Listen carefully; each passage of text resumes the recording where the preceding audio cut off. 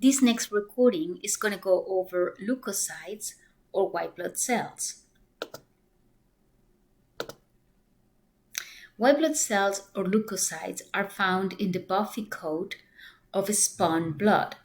Remember that the buffy coat of spun blood was a layer of white substance that could be seen between plasma and the red blood cells below.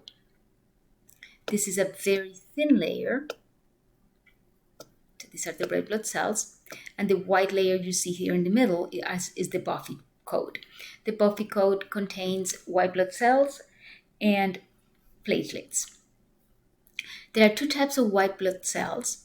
There's a group called granulocytes because they're going to contain granules in their cytoplasm.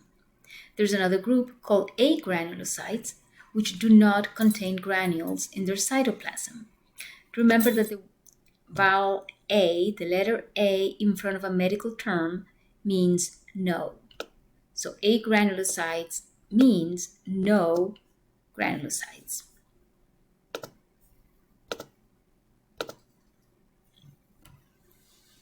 So granulocytes have granules inside their cytoplasm that can be seen under a microscope. There are three types of granulocytes: neutrophils, eosinophils, and basophils. Take a look at the picture on the right-hand side of the screen and notice the abundance of red blood cells all over. Notice that red blood cells are empty-looking cells with no nucleus and no organelles. So you cannot see the nucleus in these cells. However, these bigger cells that you can also see with a clear nucleus, these are white blood cells.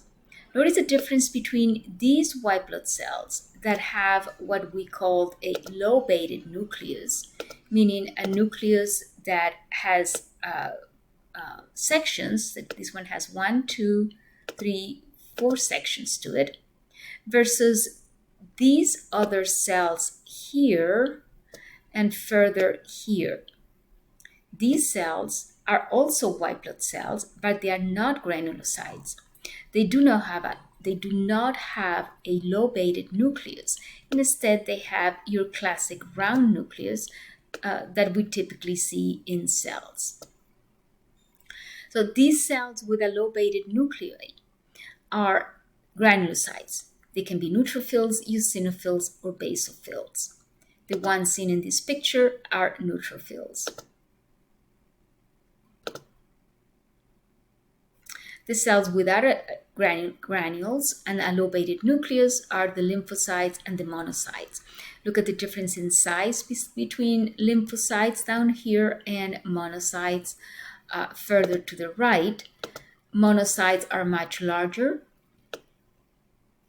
versus lymphocytes, which are about the same size of a neutrophil of the granulocytic white blood cell, maybe just a little bit smaller.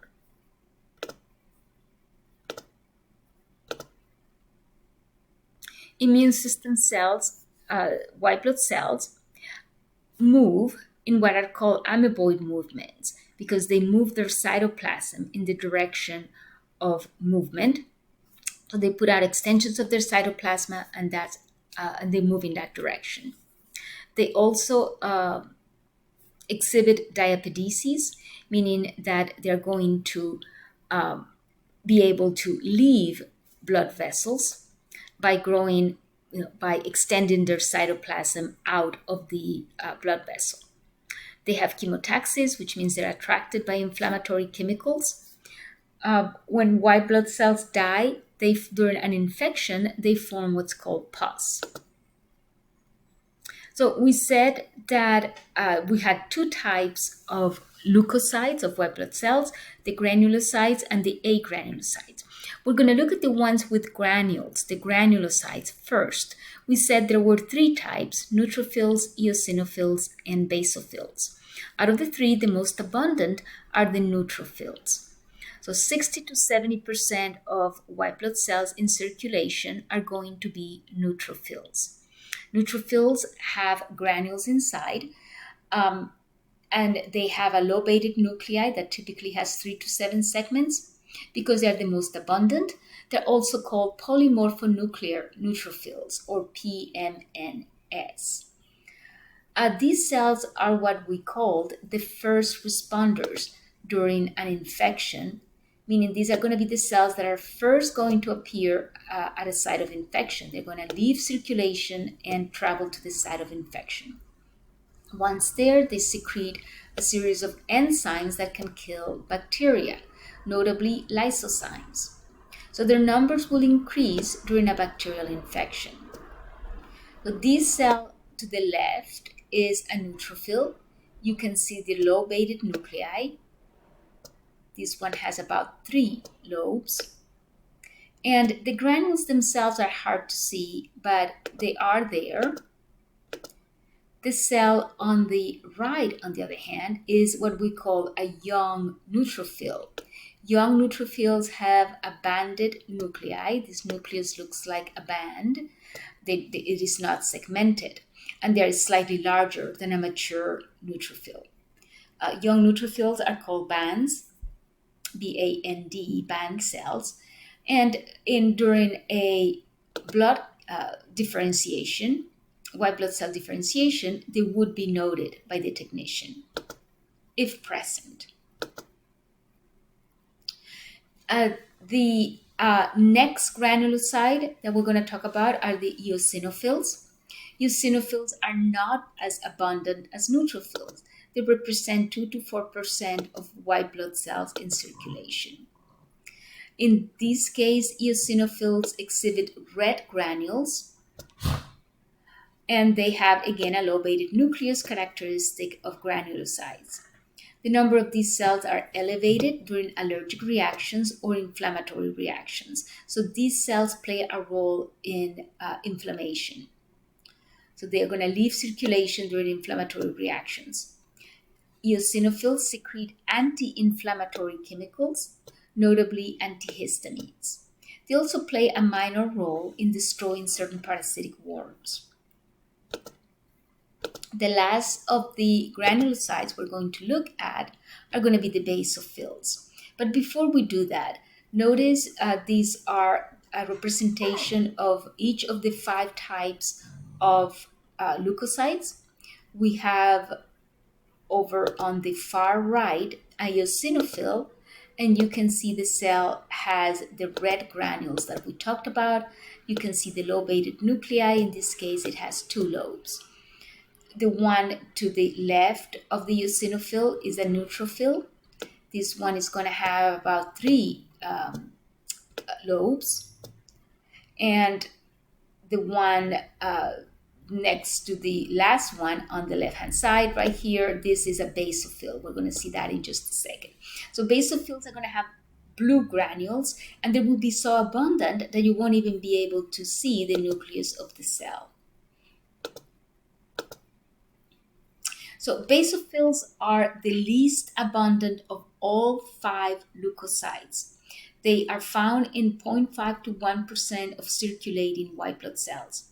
They have large blue granules that can be seen under the microscope, and there are so many of them that they cover the nucleus.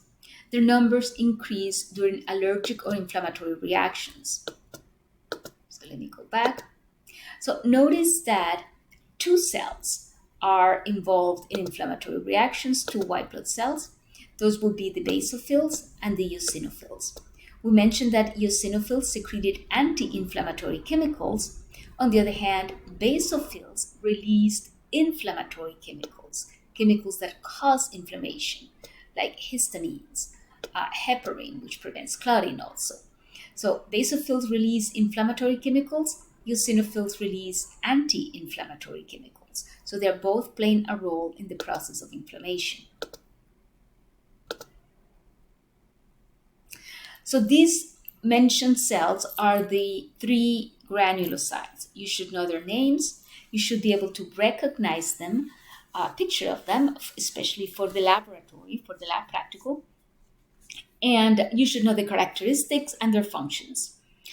Now we're going to talk about the last 2, which are agranulocytes.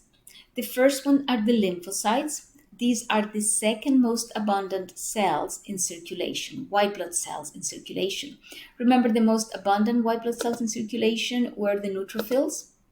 So number one are going to be neutrophils. Number two are going to be lymphocytes. Lymphocytes are slightly larger than a red blood cell. So they are smaller than the other cells we talked about. It's slightly smaller.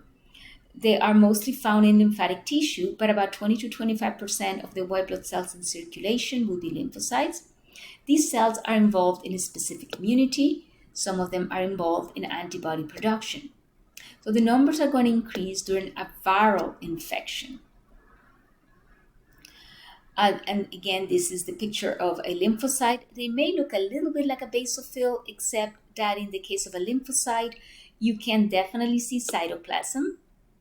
And the nucleus is clear, it's not these dotted appearance that you see in the basophil, which indicate granules.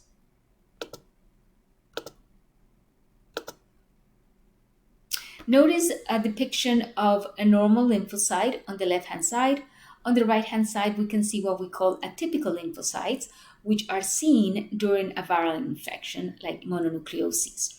So this will be something that the technician will look for, are these abnormal lymphocytes that indicate an active viral infection. The last of the white blood cells are the largest one also. This is the monocyte. Monocytes are phagocytic cells. They remain in circulation for about 3 days, and then they leave circulation and start rummaging tissues when they become, we'll call them macrophages. So the cell inside blood vessels is called a monocyte. Once the cell leaves the blood vessel and begins to rummage around tissues, we call them macrophages. Their numbers increase during a prolonged infection. They are involved in lymphocyte activation, so they are involved in specific immunity, in activating specific immunity.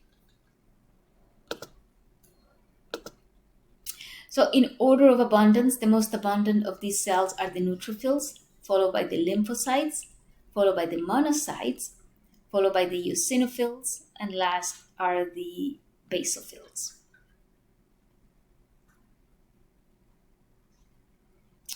Another component of the Buffy code are the platelets.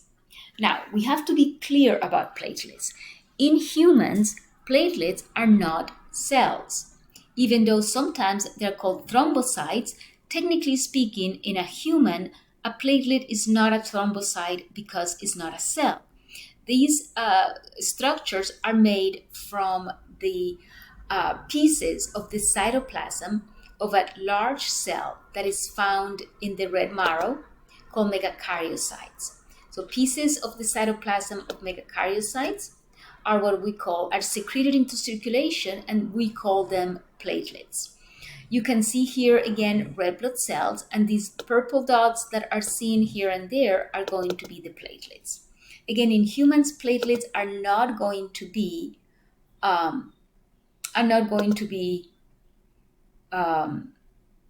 cells. They're going to be pieces of cells. The function of platelets is to form a platelet plug that is going to play a role in stopping bleeding.